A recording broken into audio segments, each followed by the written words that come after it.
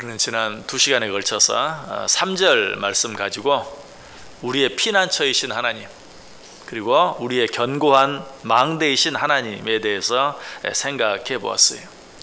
자, 주는 나의 피난처시다. 주는 나의 견고한 요새이시다. 이 말씀은 어떤 의미였습니까? 오직 요 하나님께서만 우리의 진정한 피난처가 되시고 우리의 견고한 망대가 되시니 어떤 어려움 또 어떤 힘든 일이 있다 할지라도 그 하나님께로 달려가 피할 수 있어야 한다. 그 하나님께로 달려가 피할 때에만 우리는 진정한 안전을 보장받을 수 있고 그 안에서만 참 안식을 얻을 수 있다. 다윗은 이 사실을 누구보다 잘 알았기에 오늘 본문에서 3절 말씀에서 주는 나의 피난처시요 주는 나의 견고한 망대이십니다 라고 고백한 후에 곧바로 그 하나님께로 달려가서 피하겠다고 고백하고 있는 것을 보게 돼요. 4절 보세요. 내가 영원히 주의 장막에 머물며 내가 주의 날개 아래로 피하리이다. 그냥 주는 나의 피난처십니다. 주는 나의 견고한 망대이십니다. 입술로만 그렇게 고백하는 게 아니, 입술로만 그렇게 찬양하는 거 아니, 실제로 피난처 되시고 견고한 망대 되시는 그 하나님께로 달려가 피하는 것을 보게 돼요. 내가 영원히 주의 장막에 머물며 내가 주의 날개 아래로 피하리이다. 자, 그런데 여기서 말하는 주의 장막 그리고 주의 날개 아래는 구체적으로 어떤 곳을 말할까요? 물론 여기에서 말하는 주의 장막이나 주의 날개 아래는 물리적인 어떤 특정한 공간을 말하는 것은 아니. 주의 장막, 주의 날개 그늘 아래, 여러분 이것은 어디든지 그곳이 어느 곳이든지 주의 임재하심이 있는 곳, 주의 다스리심이 있는 곳, 주님께서 우리와 함께 하시는 곳, 그곳이 바로 주의 장막이고 그리고 주의 날개 아래예요. 그럼에도 불구하고 우리는 육신을 가지고 이 세상을 살아가고 있기 때문에 이 주의 장막 그리고 주의 날개 아래를 꼭 우리가 특정한다면 무엇이라고 말할 수 있을까요? 구약의 성전, 신약의 교회라고 말할 수 있어요. 구약의 성전만 그리고 신약의 교회만 하나님이 계시는 것은 아니에요. 그럼에도 불구하고 육신을 가지고 육신의 한계를 가진, 그래서 시간과 공간의 제약을 받는 우리에게 있어서 특별히 하나님의 임재하심과 하나님의 다스리심과 하나님의 함께하심을 가장 잘 느낄 수 있는, 가장 잘 체험할 수 있는 곳이 있다면 그것은 바로 구약의 성전 또 신약의 교회라는 것이.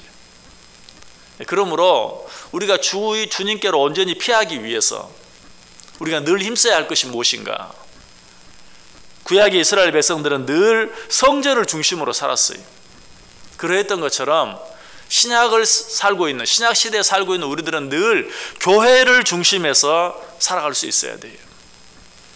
그렇게 할 때 우리는 주의 임재하심을 가장 잘 느낄 수 있고 또 주님께서 우리와 함께 하심 그리고 주님께서 다스리심을 가장 잘 느낄 수 있어요. 다시 말씀드리지만 하나님은 어디나 계세요. 꼭 이 교회 안에만 계시는 게 아니, 이 세상 모든 곳에 충만하세요. 그럼에도 불구하고 육신을 가진 우리가 이 교회 안에서도 하나님의 임재하심을 충분히 느끼지 못한다면, 하나님의 다스리심을 경험하지 못한다면, 그리고 하나님의 함께하심과 동행하심을 제대로 느끼지 못한다면 교회가 아닌 다른 곳에서 그 하나님의 임재하심과 다스리심을 잘 느끼기는 쉽지 않아요. 그러므로 우리는 이 교회를 중심으로 해서 늘 교회를 가까이 하며 살아갈 수 있어야 돼요. 그렇게 할 때 우리는 하나님의 임재하심과 다스리심과 함께하심을 가장 잘 느낄 수 있다. 시편 42편에 보면 고라 자손들의 이야기가 나와요. 이 고라 자손들은 어떤 자들이냐면 요즘 말로 하면 성전 안에서 하나님을 찬양하는 일을 맡은 자들이었어요. 그런데 이들이 다윗이 아들 압살롬의 반역을 당함으로 말미암아 쫓겨나죠. 그때 이 고라 자손들도 함께 쫓겨나요. 그래서 더 이상 성전에서 찬양하는 일을 할 수 없게 돼요. 그때 그들의 고통과 아픔이 얼마나 컸는가 하는 것이 시편 42편에 잘 나타나 있어요. 시편 42편이 어떻게 시작됩니까? 우리가 너무나 잘 아는 말씀 1절 2절 하나님이여 사슴이 시냇물을 찾기에 갈급함같이 내 영혼이 주를 찾기에 갈급하나이다. 내 영혼이 하나님 곧 살아계시는 하나님을 갈망하나니 내가 어느 때에 나아가서 하나님의 얼굴을 배울까. 하나님의 성전에서 하나님을 찬양하는 일을 하던 고라 자손이 거기에서 쫓겨남으로 더 이상 그 일을 할 수 없게 되었을 때 사슴이 시냇물을 찾기에 갈급함같이 내 영혼이 주를 찾기에 갈급하나이다. 내 영혼이 하나님 곧 살아계시는 하나님을 갈망하나니 내가 어느 때에 나아가 하나님을 다시 배울까. 하나님의 성전에서 하나님을 찬양하는 일을 할 때는 그 일이 얼마나 귀하고 그 일이 얼마나 축복된 일인지 잘 몰랐어요. 그런데 거기서 쫓겨나서 더 이상 그 성전에서 하나님을 찬양할 수 없게 되었을 때 그 일이 얼마나 귀하고 복된 일이었는가 하는 것을 깨닫고 고백하는 것이 내가 그날이 다시 오기를 갈망하나이다. 내가 어느 때나 다시 하나님의 전에 나아가서 하나님을 배울 수 있을까? 하나님께 찬양할 수 있을까? 요즘 우리말로 하면 뭐예요? 어느 때나 내가 주의 몸된 교회에 나아가서 하나님께 다시 예배할 수 있을까라고 말하고 있는 것이. 자, 이 마음이 얼마나 간절한 마음인가. 또 하나님께 예배드리지 못할 때 하나님께 예배드리는 것이 얼마나 귀한 것인가 하는 것을 느끼고 깨닫고 그것을 갈망하는 그런 말씀들은 성경에 너무 많이 나와요. 시편 63편 1절에도 하나님이여 주는 나의 하나님이시라. 내가 간절히 주를 찾되 물이 없어 마르고 황폐한 땅에서 내 영혼이 주를 갈망하며 내 육체가 주를 앙모하나이다. 갈망이란 말이 나오죠. 여기서 갈망이란 말은 어떤 말입니까? 그냥 그저 단순히 간절히 바라는, 아주 매우 바라는 그런 정도가 아니. 시편 119편 131절에 보면 내가 주의 계명들을 사모함으로 내가 입을 열고 헐떡였나이다. 입을 열고 헐떡일 정도로 간절히 사모하는, 숨이 곧 넘어가는 것 같은. 시편 84편 10절에도 주의 궁정에서의 한 날이 다른 곳에서의 첫날보다 나은즉 악인의 장막에 사는 것보다 내 하나님의 성전 문지기로 있는 것이 좋사오니. 주의 궁정에서의 한 날, 하나님의 전에서의 한 날이 다른 곳에서의 첫날보다 낫다. 또 악인의 장막에 사는 것보다 하나님의 성전 문지기로 있는 것이 좋다. 자, 이런 말씀들은 다 뭐예요? 하나님의 전에서 하나님의 성호를 찬양하며 하나님께 예배하는 그 일이 얼마나 귀하고 아름다운지요 하는 것을 잘 보여주고 있죠. 한 구절만 더 볼게요. 시편 137편 5절 6절에 예루살렘아 내가 너를 잊을진대 내 오른손이 그의 재주를 잊을지로다. 내가 예루살렘을 기억하지 아니하거나 내가 가장 즐거워하는 것보다 더 즐거워하지 아니할진대 내 혀가 내 입 천장에 붙을지로다. 예루살렘아 내가 너를 어찌 잊을 수 있겠느냐. 너를 잊을진대 내 오른손에 재주를 잊을 것이다. 무슨 말인 줄 아세요? 여러분 혹시 오른손으로 밥 먹는 걸 잊어버려 가지고 밥을 못 먹은 그런 경험이 있습니까? 그런 일은 없죠. 아마 정신적으로 어떤 기억력을 상실한다든지 혹 그런 일이 있다 할지라도 오른손으로 밥을 먹는 일은 무의식적으로나마 습관적으로나마 아마 저절로 손이 숟가락에 가고 그 숟가락으로 밥을 퍼 먹을 수 있을 거예요. 바로 그걸 이야기. 예루살렘아 내가 어떻게 너를 잊을 수 있겠느냐. 너를 잊는다는 것은 내가 내 오른손으로 밥 먹는 것을 잃어버리는 것과 똑같다. 절대로 예루살렘을 잊을 수 없다. 하나님의 전을 잊을 수 없다라고 말하고 있어요. 또 내가 가장 즐거워하는 것보다 더 즐거워하지 아니할진대. 무엇을? 하나님께 예배하는 일을. 내가 가장 즐거워하는 어떤 일, 그것보다 하나님께 예배하는 일을 더 즐거워하지 아니한다면 내 입천장이 내 혀가 입천장에 붙을 것이다 라고 말하고 있어요.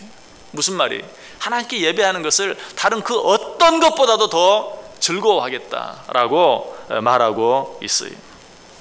여러분 아마 이런 심정은 예배하고 싶은데 예배할 수 없는 그런 상황에 처해보지 않은 사람은 느낄 수가 없어요. 교회에 가고 싶은데 도무지 교회에 갈 수 없는 그런 상황에 처해보지 않은 사람은 알 수가 없어요. 아마 여러분들이 이런 일들은 한두 번쯤은 경험해 보았을 거예요. 혹시라도 여러분이 중한 병으로 인하여 병원에서 수술받고 누워있으므로 주일이 됐는데도 하나님 앞에 예배에 나가지 못하는 그런 때를 한번 여러분 경험해 보셨습니까? 마음껏 예배 드릴 수 있을 때, 그런 때는 예배 드리는 일이 어쩔 때는 속박처럼 느껴지기도 하고 내 자유를 빼앗아가는 것처럼 느껴질 때도 있어요. 그러나 내 몸이 너무 아파서 주일이 되었는데도 교회 나갈 수 없는, 교회 나가 하나님께 예배할 수 없는 그런 상황이 되어보세요. 하나님 앞에 예배할 수 있는 것이 얼마나 귀하고 감사한 일인지 그때는 다른 생각 들지 않아요. 내가 내 발로 걸어서 하나님의 전에 가서 하나님께 예배할 수만 있다면, 이런 생각이 저절로 드는 거예요. 내가 왜 그때 하나님께 예배 드리는 일이 얼마나 귀하고 얼마나 아름답고 얼마나 복된 일인지 왜 몰랐을꼬, 내가 왜 그렇게 할 수만 있으면 예배 드리지 않으려고 그렇게 이리 빼고 저리 뺐을까 하는 그런 생각이 들게 되는 것이, 그리고 뭐라고 고백하게 되죠? 이 몸만 건강해진다면, 이 병만 치료해 주신다면 내가 하나님의 전에 나가서 무엇보다도 하나님께 예배하는 일 먼저 하고 우선하고 즐거워하겠습니다 라는 고백이 나도 모르게 저절로 나오게 되는 것이, 고라 자손들이 그랬어요. 내가 하나님께 예배 드릴 때는 몰랐습니다. 그러나 이제 그렇게 할 수 없게 되니 내가 언제나 그 전에 가서 하나님을 찬양하게 될지 내 마음이 너무너무 아프고 너무너무 괴롭습니다 라고 고백하고 있어요.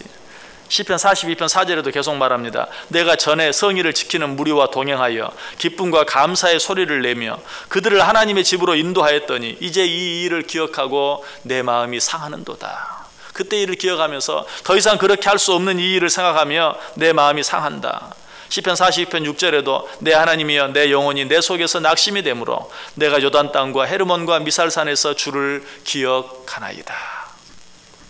마땅히 성전에 있어야 하는데 성전에 있지 못하고 요단 땅과 헤르몬과 미살산을 헤매면서 내가 주를 기억하며 내 마음이 무너지는 것 같습니다. 여러분에게도 지금 이런 마음이 있는지 확인해 보세요. 혹시라도 이런 마음이 없다면 이런 마음을 갖기 위해 애써야 돼요.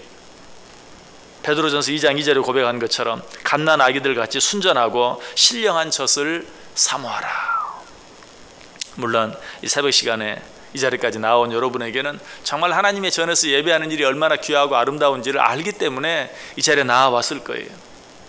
그럼에도 불구하고 내 마음속에 정말 주의 말씀을 향한, 주님께 예배드리고 싶은 그러한 마음이 마치 배고픈 어린아이가 젖을 찾아 우는 것처럼 그러한 간절한 마음이, 신령한 젖을 사모하는 마음이 내 마음속에 있는지 한 번 더 확인해 볼 필요가 있는 것이, 지금 다윗에게는 그런 마음이 있었어요. 그래서 오늘 본문 4절에 고백해요. 내가 영원히 주의 장막에 머물며 내가 주의 날개 아래로 피하리이다. 여러분, 이 고백이 여러분의 고백이 되길 원합니다. 하나님, 내가 이 세상 사는 날 동안 끝날까지 주의 장막에 머물며 내가 주의 날개 아래로 피하리이다. 늘 하나님의 몸된 교회 중심에서 내가 이 세상 사는 날 동안 하나님의 몸된 교회 중심에서 하나님의 말씀 사모하며 하나님께 예배하기를 기뻐하며 즐거워하며, 내가 가장 즐거워하는 일보다 하나님께 예배하는 일을 더 즐거워하며 살겠습니다 라고 고백할 때 하나님께서 그런 자들에게 약속하신 축복, 내가 사모하는 영을 만족하게 해주겠다 라고 말씀하신 그러한 은혜와 축복들을 날마다 받아 누리며 살아갈 수 있는 저 여러분 꼭 될 수 있기를 주님의 이름으로 간절히 축복합니다. 기도하겠습니다. 사랑과